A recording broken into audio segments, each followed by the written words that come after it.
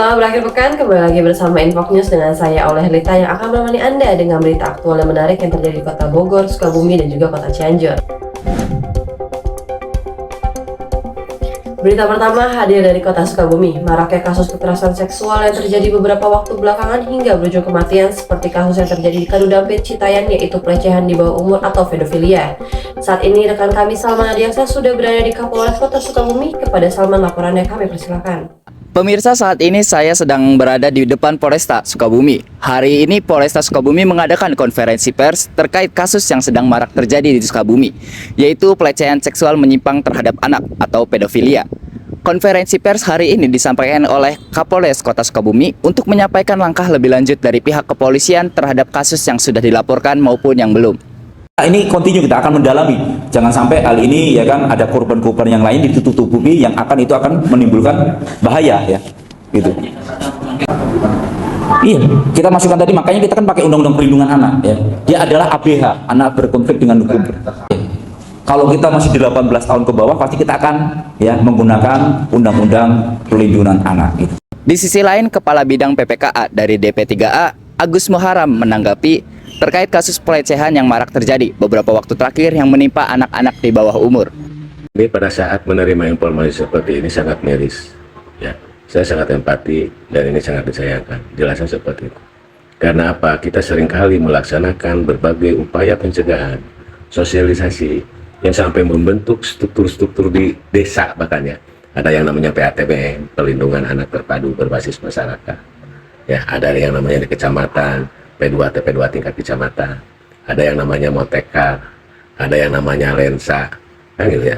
Tetapi sampai ke kabupaten di sini di DP3A, kan gitu, ternyata upaya-upaya kita itu belum secara bisa menolakkan ya kasus-kasus kepada anak. Baik pemirsa, pada berita selanjutnya hadir dari Kota Hujan Kota Bogor. Dikarenakan struktur tanah yang labil disertai hujan yang terus-menerus menerjang wilayah Kabupaten Bogor, hal tersebut telah menyebabkan tanah longsor di Desa Dinegara, Kecamatan Caringin, Kabupaten Bogor, Jawa Barat. Akibat kejadian ini, rumah warga beserta kandang sapi yang tertimpa longsoran tanah. Saat ini Salman Adiaksa telah berada di lokasi kejadian. Baik Salman, bagaimana keadaan di sana? Baik Aulia, saat ini secara langsung saya berada di lokasi longsor yang terjadi pada hari Selasa kemarin, 4 Juni 2024 pukul 20.00 WIB di Kampung Ciburial, Desa Tangkil, Kecamatan Caringin, Kabupaten Bogor, Jawa Barat. Terjadi pergeseran tanah yang diakibatkan oleh curah hujan yang tinggi, mengikis lapisan tanah sehingga terjadi longsor. Longsor yang terjadi menutup akses pembuangan air kotor sehingga terbendung dan hampir tercampur dengan air bersih warga. Bisa dilihat, akses jalan menuju satu desa ke desa lainnya rusak akibat longsor yang terjadi. Evakuasi dilakukan langsung oleh BPBD dan PDAM Kabupaten Bogor setelah menerima laporan dari pekerja di lapangan. Longsoran yang terjadi pada hari Selasa malam ya. Selasa malam pukul 8 atau pukul 20, di mana longsoran tersebut menutup akses masuk ke sumber mata air kami di Tangkil ini. Dari longsoran tersebut juga menghalangi saluran air di sungai. Dan pada saat sungai tersebut terhalang oleh longsoran, maka seolah-olah dibendung dan air yang ada ini menjadi terakumulasi. Langsung merespon laporan dari operator kami di lapangan supaya tumpukan tanah akibat longsor ini kita rapihkan dengan maksud pertama membuka kembali akses ke sumber mata air kita. Yang kedua, mengalirkan air kembali yang terakumulasi ataupun tertahan di sumber mata air supaya tidak mencemari sumber air bersih kita. Longsor susulan mungkin saja terjadi karena lokasi longsor masih rawan ditambah curah hujan yang masih tinggi di daerah Kabupaten Bogor. Sekian berita yang bisa saya sampaikan, Kabupaten Bogor, Jawa Barat. Saya Salman Adiaksa, Infox News melaporkan. Pada berita selanjutnya, telah terjadi tindak tidak senonoh yang dilakukan oleh sepasang kekasih di Cianjur, di mana diketahui bahwa sang laki berstatus memiliki istri. Kejadian tidak senonoh ini mereka lakukan pada toilet masjid. Saat ini rekan kami Fania Juliana telah berada di lokasi kejadian. Baik Fania, silakan laporannya. Baik Aul, saat ini saya sedang berada langsung di Polsek Sukaluyu. Tindak asusila terjadi di daerah Cianjur, tepatnya di Desa Panyusuhan, Kecamatan Sukaluyu, Cianjur. Pelaku dan korban bukan merupakan penduduk asli desa Panyusuhan. Mereka kepergok warga ketika sedang bercumbu di fasilitas umum, yaitu WC Masjid Jami Al-Hikmah. Dari kesaksian warga setempat, mereka sempat berciuman dan korban digendong menuju WC untuk melakukan tindak asusila. Pada jam 18.47 petang, pada hari Rabu tanggal 29 Mei tahun 2024, pelaku melakukan tindaknya kepada korban dengan membuka setengah baju dan membuka celana. Warga yang menyadari hal tersebut datang dan mencari karena pelaku sempat menghilang. Pelaku ditemukan ketika warga mendengar ada suara rintihan dari korban dan segera mendobrak pintu WC dan mendapati pelaku sudah setengah telanjang. Beberapa warga sempat emosi dan memukuli pelaku. Warga juga sigap dengan menghubungi Polres Sukaluyu untuk mengamankan pelaku dan menindaklanjuti sesuai hukum yang berlaku, yaitu pasal 28 ayat 1 KUHP tentang perbuatan mesum yang dilakukan di tempat umum. Pelaku juga terancam penjara selama 2 tahun 8 bulan dan kasus ini masih dalam proses penyelidikan dan keputusan sidang Polres Sukaluyu. Untuk penanganan kasusnya sudah kita periksa saksi-saksi, termasuk nanti mencari barang bukti di sekitar lokasi, termasuk mencari saksi-saksi lain lagi yang tahu tentang peristiwa tersebut. Waktu kita kejadian pertama, kedua belah pihak sudah kita amankan, termasuk laki-lakinya, termasuk perempuannya. Terusan itu karena waktu itu kan belum ada laporan, jadi setelah 1 kali 24 jam kita panggil kedua orang tuanya dan diwajib laporkan dan bisa dipulangkan 1 kali 24 jam itu. Untuk pasalnya yang kita kenakan adalah pasal 281 KUHP tentang perbuatan mesum yang dilakukan di tempat umum, tempat ramai gitu. Udah dikembalikan ke keluarga, status wajib lapor, dan untuk pemeriksaannya nanti mungkin saya koordinasi dulu dengan Kapolsek, dengan pimpinan untuk hari-hanya pemeriksaan itu.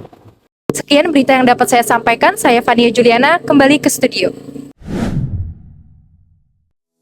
Baik pemirsa, pada berita selanjutnya saya akan mengajak Anda berjalan-jalan untuk mengulik wisata yang ada di kota Sukabumi, baik dari makanan legendarisnya, budaya, dan juga pertanian yang akan ditemani langsung oleh Salman Adiaksa dan juga Fania Juliana. Berikut berita selengkapnya.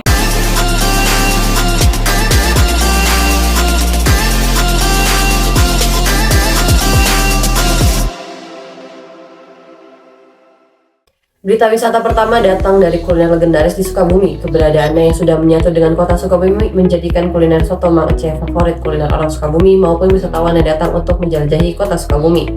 Kali ini Fania Juliana akan menemani Anda untuk mengenal lebih dalam lagi kuliner legendaris soto Mang Ece. Baik Fania, silakan.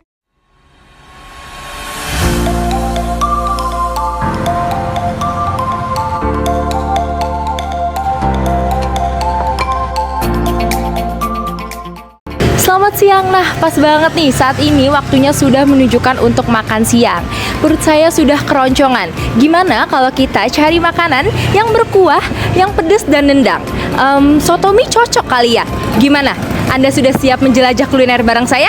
Let's go!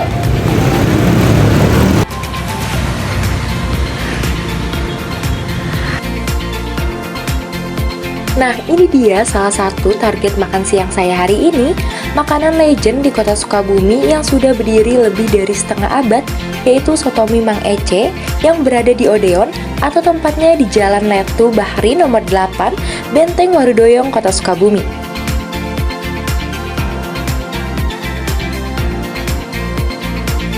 Dibuka dari jam 8 pagi sampai jam 8 malam, soto mie ini selalu ramai saat jam makan siang. Jika Anda ingin mencicipi soto mie Mang Ece, baiknya datang sebelum jam makan siang, karena Anda tidak bisa ke bagian tempat duduk, bahkan kehabisan soto mie-nya jika Anda datang di atas jam makan siang.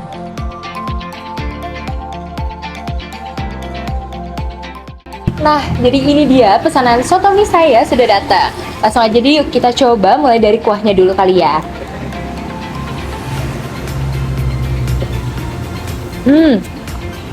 Kuahnya tuh bener-bener enak banget, rasanya tuh ngaldu banget.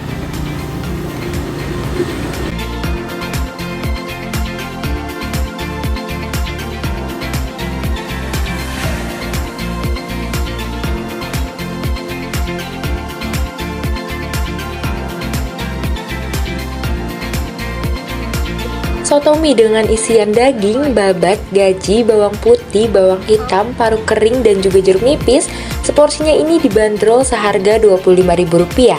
Meskipun relatif mahal, rasa yang nikmat dan porsinya yang banyak masih sepadan dengan harga yang dibayar.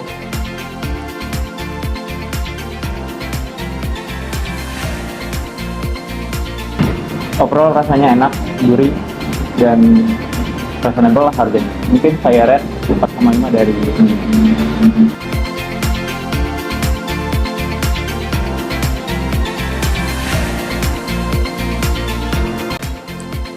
Hal yang paling unik dari soto mie Mang Aceh ini nih, selain dari bawang hitamnya, ada juga menu lainnya seperti mie kocok, soto, mie amin, dan masih banyak lagi.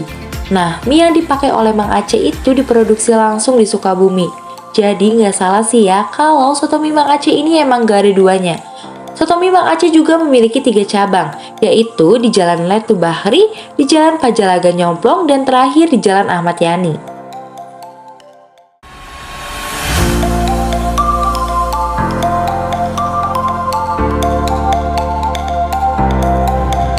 Oke, sekarang perut saya sudah kenyang. Nah, itu tadi makan siang saya hari ini, soto mie Mang Ece. Kalau dari harga mungkin banyak yang jauh lebih murah, tapi kalau dari segi rasa ini memang nggak bisa bohong. Overall buat saya dari skala 1-5, buat saya ini 5, karena oke banget. Semoga bisa sukses membuat Anda ngiler di rumah. Nah, kalau Anda sendiri mau makan apa dan di mana hari ini? Tunggu apa lagi? Cus mampir ke sini buat cobain soto mie yang enak banget. Saya Fania Juliana melaporkan dari Sukabumi. Berita kedua datang dari wisata budaya yaitu Museum Prabu Siliwangi yang berada di Kecamatan Gunung Puyuh, Kota Sukabumi. Rekan saya Salman Adiaksa akan menemani Anda untuk menjajah secara lengkap budaya apa saja yang berada di Museum Prabu Siliwangi.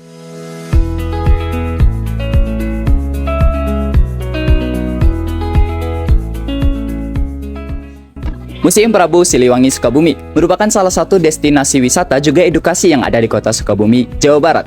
Tepatnya berada di dalam kawasan Pondok Pesantren Modern Zikir Al-Fat di Jalan Merabu, Kecamatan Gunung Puyuh, Kota Sukabumi. Nah, Museum Prabu Siliwangi ini memiliki berbagai macam koleksi pada zaman Pajajaran umum hingga koleksi Nabi dan Kesultanan Utsmaniyah. Pendiri sekaligus pemimpin Ponpes Al-Fat, Kiai Haji Fajar Laksana merupakan keturunan ke-17 Prabu Siliwangi. Lahiran mayoritas dari koleksi yang ada di museum ini merupakan warisan keluarganya. Nah, pemirsa, mari kita masuk ke dalam Museum Prabu Siliwangi. Nah, pemirsa, sekarang kita ada di dalam Museum Prabu Siliwangi. Dan yang pertama ini ada ruangan untuk umum alias sejarah umum. Nah, kita ke sini terlebih dahulu. Nah, buat kalian yang tidak tahu alat pertanian ini, tapi kalian sering banget nih ngelihat di berita, di film, ataupun di sinema.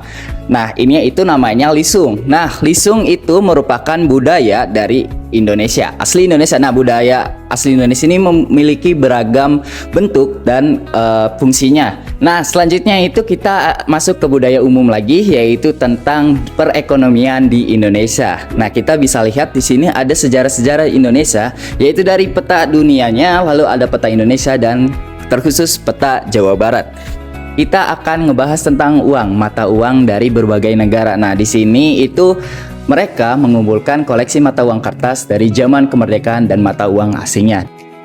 Oke, lanjut. Di sini ada pada zaman dahulu itu sekolah ditandatangani oleh Hindia Belanda, dan di sini itu ada rapot pada zaman dahulu. Nah, bisa kita lihat sini ada rapotnya dari zaman dahulu.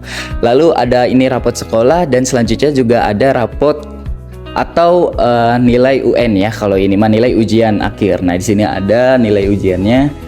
Juga di sini ada alat-alat dari zaman dahulu ya. Ini adalah kebudayaan yang harus kita ketahui. Yang pertama itu ada mesin ketik, juga ada radio. Lalu ada yang mungkin kita nggak tahu ya, lampu kereta api zaman dahulu. Lalu ini ada lampu Petromax pada zaman dulu. Sepertinya orang tua atau enggak orang-orang yang sudah mulai menua ini sudah mengenang ya lampu Petromax ini. Lalu selanjutnya ada setrika juga. Di sini ada pistol pada zaman Belanda. Nah, lanjut ke kemerdekaannya. Kemerdekaan Indonesia itu diraih oleh bambu runcing. Di sini ada bambu runcingnya. Lalu di sini juga ada beberapa buku yang ditulis oleh I.R. Soekarno. presiden pertama kita, lalu ada yang ditulis oleh Muhammad Hatta. Lalu di sini juga ada bendera pusaka Sang Saka Merah Putih yang pertama kali ditandatangani oleh presiden kita, yaitu Insinyur Soekarno. Pemirsa, kita lanjut ke ruangan kedua, yaitu ruangan khusus dari Prabu Siliwangi. Nah, bisa kita lihat di sini ada beberapa macam dari artefak dari warisan keluarga dan segala macamnya tentang Prabu Siliwangi. Kita lanjut, di sini ada warisan-warisan keluarga dari pendirinya, yaitu Kiai Haji Fajar Laksana. Terus yang paling menarik di sini, pemirsa, di sini ada perjanjian dari Prabu Siliwangi dengan Mbah Harimau Putih. Lalu di sini juga ada kujang-kujang peninggalan dari Prabu Siliwangi, zaman Prabu Siliwangi. Lanjut, di sini juga ada katanya batu yang sudah berumur hampir 20 hingga 30 juta tahun yang lalu. Dan batu ini terdapat cetakan-cetakan dari kujang yang ada di museum ini. Nah, selanjutnya pemirsa, untuk kalian ketahui bahwa Prabu Siliwangi itu ada berbagai versi cerita, dan versi yang ada di Museum Prabu Siliwangi itu adalah ketika Prabu Siliwangi sudah menjadi agama Islam, masuk ke agama Islam. Dan di sini ada yang namanya batu sajadah, yang dimana Prabu Siliwangi gunakan untuk menunaikan ibadah sholat. Oke, di sini itu ada museum tentang budaya Islam, di mana budaya Islam itu berkembang dari zaman dahulu. Yang menarik adalah di sini itu ada 4 batu dari Madinah yang bertuliskan surah Al-Ikhlas. Selanjutnya kita di sini ada Al-Quran yang cukup besar, dan ini Al-Quran yang dituliskan oleh pena emas. Bagus banget sih, soalnya kayak kesan pertama tuh jarang banget ada pesantren yang nyedain langsung museum gitu. Terus kan di Sukabumi sendiri tuh jarang ada museum, beda sama kota-kota yang lain. Jadi seneng banget kalau waktu tahu ada museum yang temanya tuh Prabu Siliwangi gitu, kerajaan-kerajaan zaman dulu. Kalau untuk pesannya sih, kalau yang suka sejarah gitu, bagus banget kalau ngunjungin ke sini, soalnya banyak banget pelajaran yang bisa diambil. Apalagi kalau untuk pelajar-pelajar itu banyak banget pelajaran IPS-nya, ada sejarah Indonesia juga di sini. Oke pemirsa, kita udah keliling Museum Prabu Siliwangi. Bagi pemirsa yang tertarik untuk datang, pemirsa bisa membayar tiket masuk seharga Rp5.000 untuk anak-anak dan Rp10.000 untuk dewasa. Untuk rombongan dan warga asing bisa koordinasikan ke tim Museum Prabu Siliwangi. Untuk jam operasionalnya sendiri, Museum Prabu Siliwangi buka setiap hari pada pukul 8 pagi hingga pukul 4 sore. Terkecuali hari Rabu dan Minggu, mereka buka pukul 9 pagi hingga 9 malam. Dari kota Sukabumi, Jawa Barat, saya Salman Adiaksa, Infox News melaporkan. Berita terakhir datang dari wisata sektor pertanian. Di Sukabumi dikenal dengan alamnya yang masih asri, sehingga banyak agrowisata yang cukup menarik untuk didatangi jika berwisata di Sukabumi. Berada di tempat wisata Agro Edu Park yang berada di Kecamatan Nyalindung, Kabupaten Sukabumi, Fania Juliana akan memperkenalkan wisata ini kepada Anda sebagai rekomendasi yang menarik untuk di akhir pekan Anda. Baik Fania, kami persilahkan.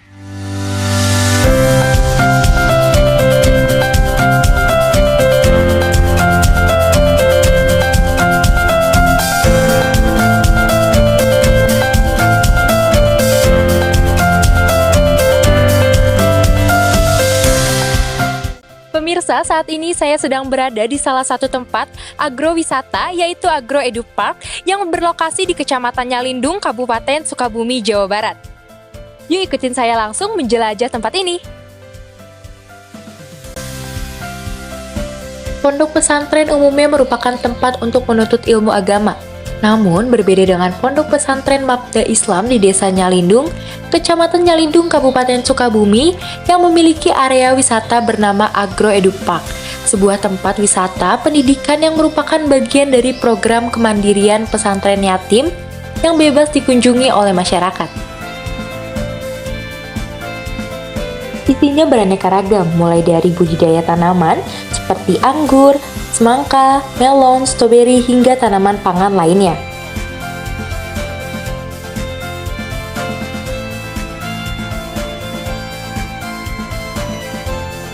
Tak hanya itu, Agro Edu Park juga memiliki taman satwa seperti kelinci, monyet, rusa, kambing, kuda, kalkun, dan aneka ragam lainnya.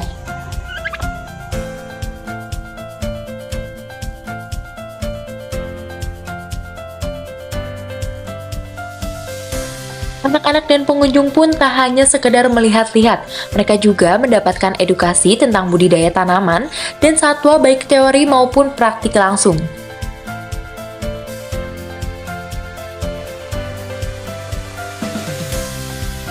Sebenarnya cuma ada anggur sama melon.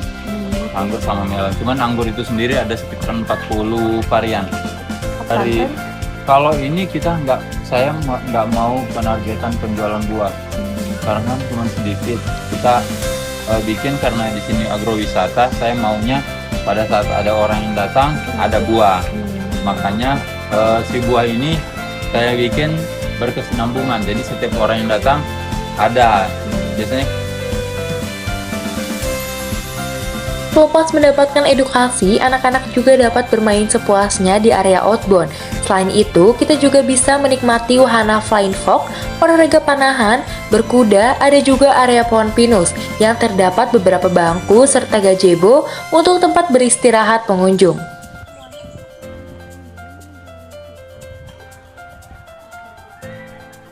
Ada juga beberapa villa tempat untuk bermalam, bisa juga untuk Anda dan sekeluarga berkemah, dan juga aula terbuka tempat untuk beberapa pertemuan, dengan suasana yang sejuk dan juga asri beserta pemandangan alam yang sangat mengagumkan.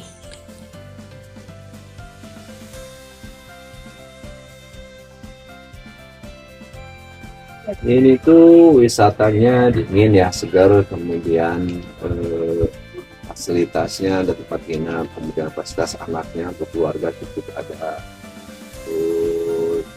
ya cukup menyenangkan lah ya, terus murah juga, jauh gitu.